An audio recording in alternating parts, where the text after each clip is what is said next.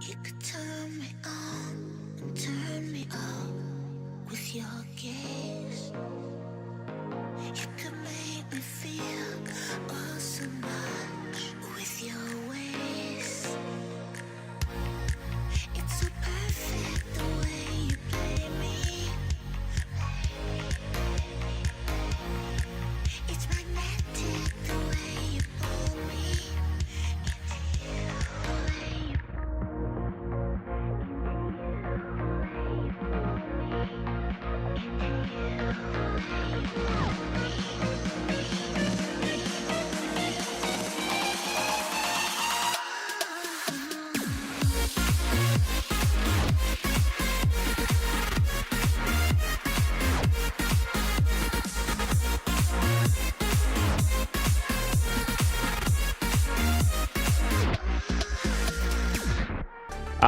but, you know, there might have been some user error at play there.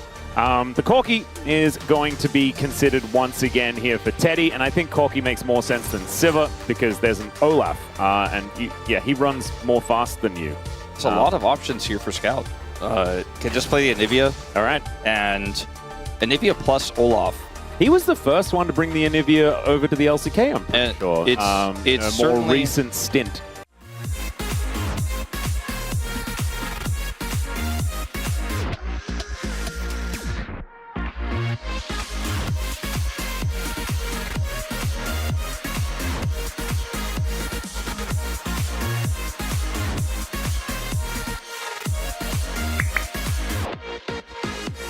Because I'm sure there's somebody else that doesn't understand how this Hands is here.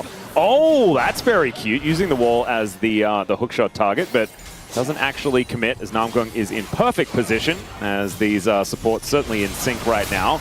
As Romer is in trouble, does have to actually flash out of the way. The flash forward from Lehens, though, might have been a little bit overly optimistic, as he does wall dive away.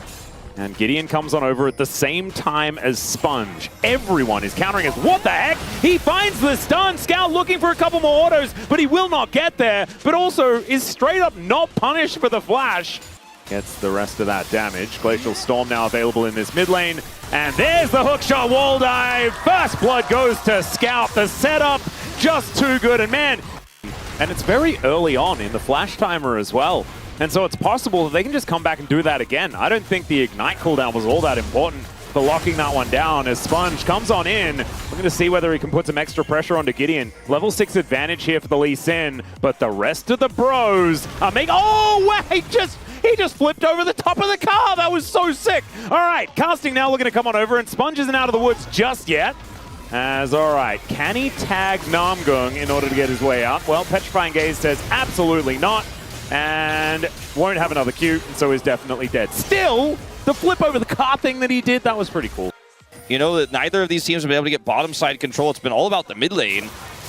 Oh no, I've seen this one before. Well, stun isn't going to connect as Gideon looking to drive in and pick up the bird. Will be able to throw a rock over as there's the flash taunt. Will be the egg coming on through. The kick from Sponge comes on down as well. Roman going to be the first one taken out. They do kill both mid laners in this exchange. But Nongxin still scrapping here. Don't allow Bro to make a proactive play here. Kingen is ready to fight here as well. He has his ultimate casting way too far up. Well, he completely misses the first undertow, and Casting's going to flash the second one. Still flash down on the Ambassador is a big deal. Gideon over on top of his grubs right now. Super late into the game at 10 minutes, but Romer still the target. Oh, good turn there from Scout. Does get himself out of the way of the Petrifying Gaze. Offers a fair bit of damage back with the Glacial Storm there as well, and will take a... It's got to be Infernal.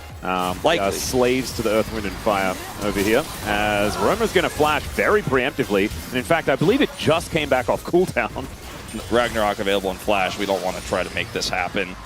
Namgung taking a lot of damage here from Sponge, actually. Does manage to at least Shadow Dash away, but the Ward Hop is going to be there. Gideon comes on over on full vision. Sponge still going in because he has Scout there for the defense. Glacial Storm comes down, Safeguard gets the Lee Sin out, and now we've got the Ragnarok pop towards the top side. You can see Kingen looking for it, does find that undertow as well, casting safely underneath the turret though, and there is the public execution. Was thinking about trying to make his way back in now that ulti had ran out, but Arthur R there on the top side, and no flash required there for casting as he didn't even have it. This is a very scary place to try to fight. Kingen's Ghost is coming up, and Lehens is still here. That's a big shield. Stands United coming down on top of the Ambessa, and Namgung going to help lock down that kill. Now Lehens going to have to wall dive his way out as Gideon doesn't hit the rock, but he may not need to. Lehens also still has flash, so he is just absolutely fine with Kingen being taken out. Still, I mean, we've seen Olaf's fall behind so many times before, and it just doesn't seem to really matter. He's now ghosting at casting. You can see Namgung over, does find Sponge. Sponge does have the kick up and available, does just kick Namgung away as you saw there, but Roma is indeed roaming. The flash out of the way from the public execution will mean that that will not land. Like, anyone else interested in playing the game with us? Diablo's like, well, I guess if the answer is no, I'm going to hit this turret. Yeah, Diablo found the single-player version, and Lehens found the dead version. Roma is just going to yell at him, and down will go this Camille for free. Lehens wants to come over here and try to catch Romer, I guess, was the idea here. Wait, but why? He doesn't have any friends. I mean, I guess Diablo had his ultimate and could have maybe tried to make something happen there, but that was... I can't. And that's just the end of it. I can explain this one, though. Sponge looking for a dive onto Roma. Deadly Flourish is going to miss there from Diablo, but it doesn't matter. Lehens is flashing on top, looking for that revenge. Namgung showed up, but I don't think he wants to be at this party, as Teddy's going to come on back, and it's like, no, you know what? I'll take the back door. I'll just leave. Really well-coordinated dive. In return, Gideon gets this Rift Herald. We'll be able to drop it down here. I don't think they'll be able to get this turret, though. It's so healthy. And we don't have Scout showing up to deny it. Oh, the wall comes in. Perfect timing. Still has a big opportunity here with a backing Sponge in the river. Public execution does come down onto Scout here, who does have flash, puts the wall down to try and stop Namgung from coming in, and he does Shadow Dash forward, but that means that he cannot CC Scout, and so Scout is going to be okay. Still has the egg for underneath this turret as well, so this is going to be a tough one for Gideon to actually lock down and get a kill in, especially with Lehens showing up. Sponge is going to join. There's a gorgeous stun, and a kick into the wall there as well, as Gideon's going to have to try and get out. There's the curtain call, though, looking for the Scorpion. Namgung will be able to block a bunch of these bullets, though. Still just settled in this 4-4 type scenario. The Baron is going to spawn. Gideon actually CC'd by the Baron. And there is Sponge making his way in. The Baron getting a little bit frustrated as Gideon refusing to auto-attack anyone. And it's like, no, we want 0 stacks. Okay. Now Teddy taking some damage here from these undertows as Kingen will be able to pick up his axe. He's got Ragnarok. There's no way that you can actually stop this. The kickback. Sponge looks for the Cuban Namgung, shows up in the nick of time. Teddy survives! And Diable will be able to help knock down that snake. Scout now getting the big old shield as Hextech ultimatum to try and keep them alive. And Scout, so annoying. Lehens dives in. Casting caught, and oh no! It's a Skana that's been domesticated! It's in a little pen! Oh, it's terrible. Scout's gonna lock it down.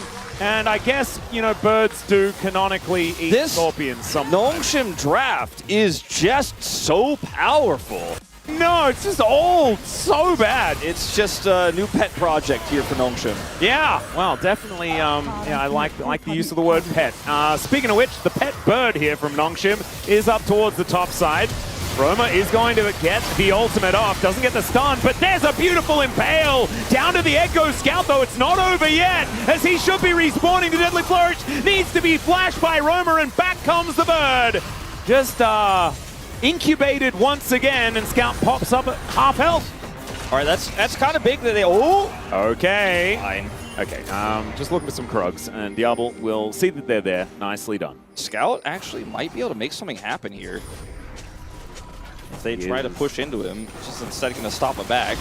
Going to spot Gideon there. Does manage to find the point-blank stun. There's a Deadly Flourish as well, as Gideon just standing on this Glacial Storm.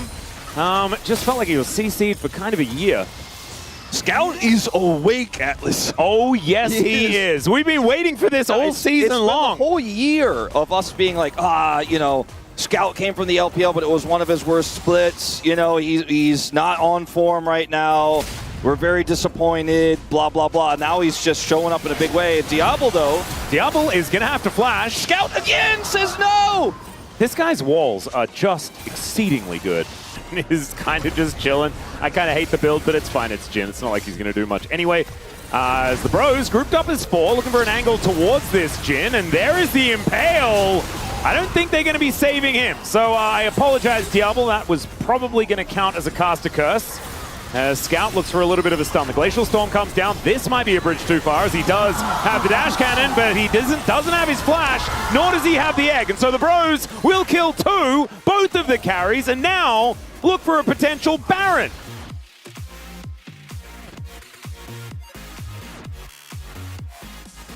Is not going to be able to get anything done here. Kingen is coming over. Sponge is looking for the cross angle. He's on vision. Yeah, Lehens goes in. There's a petrifying gaze, and now Kingen's running after Teddy. He'll get that kill. Down goes Namgung as well. And Sponge, he gets on in there. They're still on the Baron, though, and I think the bros will be able to take this one down. There it is. And so they lose their bottom lane, but they'll get the purple worm. Tougher to engage with this comp as Nongshim than to control space defensively. And bro, know it. They're just going to play it slow and walk out of these ults. Great wall to come down here for Scout as well, just to hold them in that Glacial Storm, but they are just taking the Dragon. And they'll secure it. That is Soul Point over to the bros. Nongshim now just kind of scattering. Gideon looking for the runaround, but I'm not sure about that one. That was a weird angle. He gets kicked back, interrupted on the Impale, and now Gideon gonna have to get out of there. His health bar is gigantic. And so he is going to be all right. Another gorgeous wall. Roma yells at nothing, and the public execution gets into the backline. Can casting save the play? That's the question. As Kingen flashes out over the wall. No one dead just yet. Namgung limping away from the battlefield. And Sponge gets in the double talk. The turn for the bros, but it's a turn for the worst. As Gideon gets in there, will take down the egg. These health bars are excruciatingly low. And Kingen finds a last hit with an axe. Now Diable looking for Gideon and casting. And these two are both melee. It's going to be so difficult to get themselves out of here. But Gideon slams him into the wall. And Diable versus casting. Diable doesn't want it. Flashless really hurts for their ability to set up and break these phalanxes. We're going to see Scout come over here just defensively after he gets that turret. Doesn't want to get collapsed on. He was a little bit worried that there was someone coming up to try and stop him here as the Rift Scuttler will come on down. There's a public execution into the backline. Noah Scout is in a lot of trouble. Gets the Seraph Shield, and the wall is gorgeously placed. He will be able to make it out as Sponge is able to take down the enemy mid laner, but the Olaf is also dead. Lehens having to wall dive his way away as Gideon shows up once again. Lehens is going to die, and Diable is sprinting out of the battlefield. There's no hex gates or anything like that. They have the time here. They do reconsider those. Diable walking in. Diable, what are we doing, buddy? Oh no, he's just gonna pop like a balloon. But why?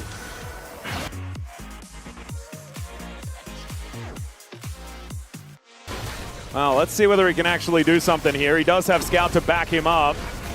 And they do get some vision. Gideon is at full health. It will be a smite fight, and man, using the Baron little wall. The hunting Baron is doing so much damage.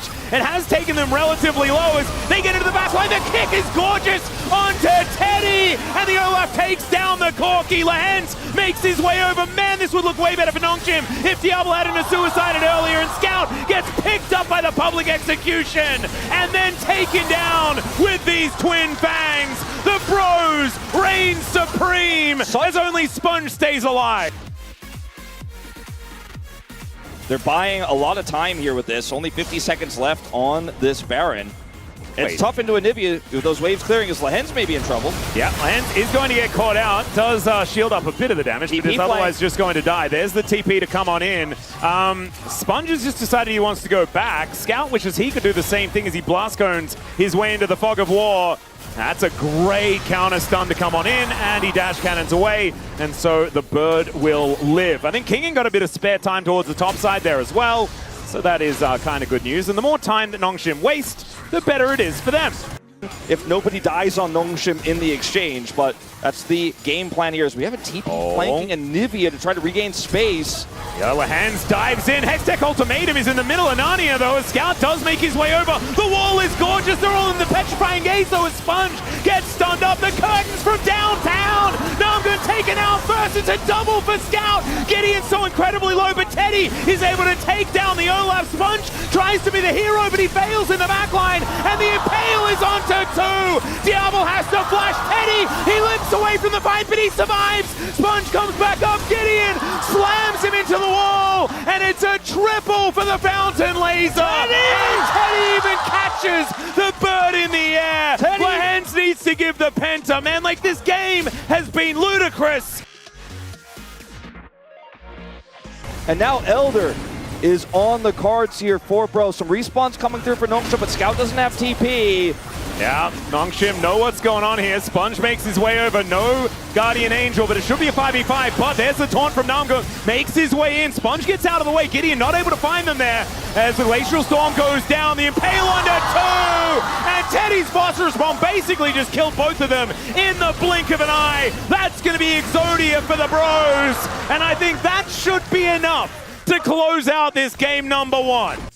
Elemental Dragons, they got the Barons, they got the Elder, and now they're looking for the Nexus. Yeah, the Dragon is going to breathe fire on the next one to get beneath that threshold, as the curtains have been called, but probably not for the Bros, although these bullets are doing a lot of damage. Diable holding that last one, just pops Namgung there as they're diving into the backline. Teddy, he's going to be that target. He's down to the GA, but lands is going to get eaten by a Dragon. There is the wall to come down. Diable is able to get another GA, but Teddy's popped back up again, and man, he is so scary. Double stun. There's that Dragon we were talking about. The kick is an utter fail there onto Sponge, who goes down, and it's Scout against the wall, the world, like it kind of has been all game long. Another multi-kill here for Teddy. 12, 3, and 8 on the Corki. And the Bros win game 1.